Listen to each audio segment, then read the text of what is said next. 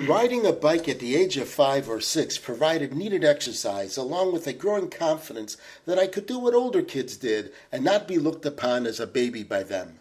A few years later, it taught me a little something extra about pride of ownership and the responsibility that goes along with it.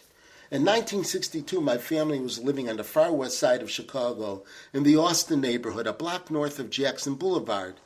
By the time I was 10, I was old enough to earn the right to a larger bike. My parents bought me a 26-inch Red Schwinn that had coaster brakes.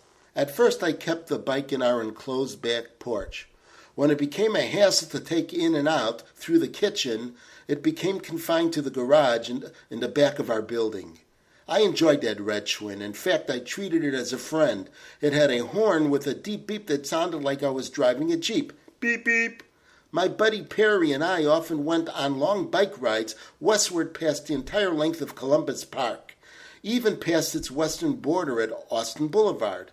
This took us into the suburb of Oak Park. There was bragging rights for a kid to know that he could leave town on his own. Perry and I rode a side street for several blocks. Each new block was a further notch on our freedom belt. We felt like Lewis and Clark exploring and discovering new territory. At one point I had to think, okay, I've gone far enough, time to turn around. But we kept going until we both acknowledged that it made the return trip that much longer to achieve. All good things come to an end, right?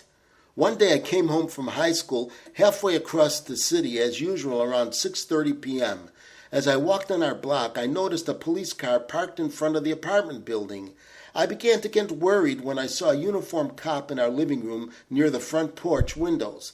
For some illogical reason, my first thought was that he had come to arrest Dad, or worse, me. When I entered the apartment, Ma took me aside and told me she had bad news. She explained that someone had broken into the garage and, among other things, stolen my bike. It was one thing to try to take a bike from a kid out on the street while he was riding it, which did once happen to me. In my innocent youth, I could not fathom someone trying to break into our garage and decide on my bike as his treasure. It left me with a very bitter taste and resentment for keeping anything of value. I never again owned another bike. I felt that it would eventually just end up being taken away.